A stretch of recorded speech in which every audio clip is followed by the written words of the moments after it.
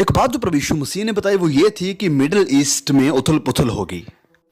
उसने कहा कि महामारियां आएंगी। अब देखिए अपने आसपास में जो महामारियां चल रही है।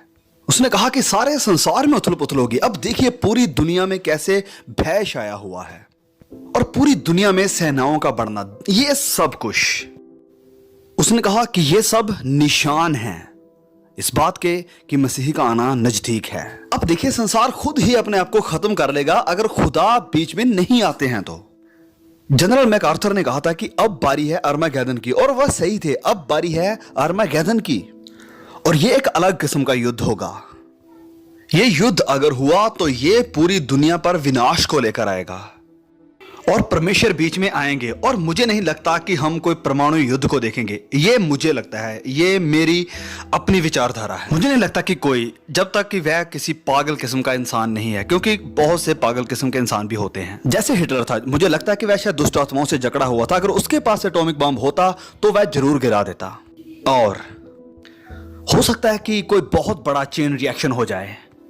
लेकिन मुझे विश्वास है और बाइबल बताती है कि परमेश्वर के पास इंसान जाति के लिए एक और योजना है। मुझे विश्वास है कि प्रभु यीशु दोबारा फिर आएंगे और परमेश्वर का राज्य स्थापित होगा। और हम जो मसीह यीशु को जानते हैं और परमेश्वर का राज्य हमारे अंदर है, हम मसीह यीशु के साथ राज्य करेंगे। और मैं उस दिन के इंतजार में हूं जब वह दोबारा वापस आएंगे। उसने कहा है कमरे में दो लोग होंगे, एक ले लिया जाएगा और दूसरा छोड़ दिया जाएगा। दो जहाज चला रहे होंगे, एक ले लिया जाएगा, दूसरा छोड़ दिया जाएगा। आर्मगेदन का रास्ता बिल्कुल सदोम और अमोरा के विनाश के जैसा ही होगा, पवित्र बाइबल हमें बताती है। अब ध्यान दीजिए, उनके पास एक झूठी सुरक्षा थी और आज हमारे पास भी झूठी सुरक्षा है।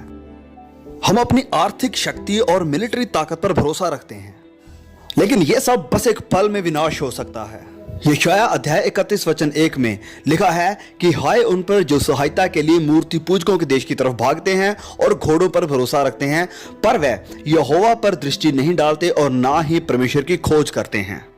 वह परमेश्वर पर दृष्टि नहीं डालते। हम परमेश्वर की खोज नहीं करते हैं। हम और बातों पर भरोसा कर रहे हैं। हम अपने पैसे, अपने बैंक अकाउंट पर भरोसा करते हैं।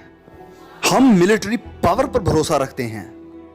लेकिन ये सब चीजें हमें नहीं बचा सकती हैं।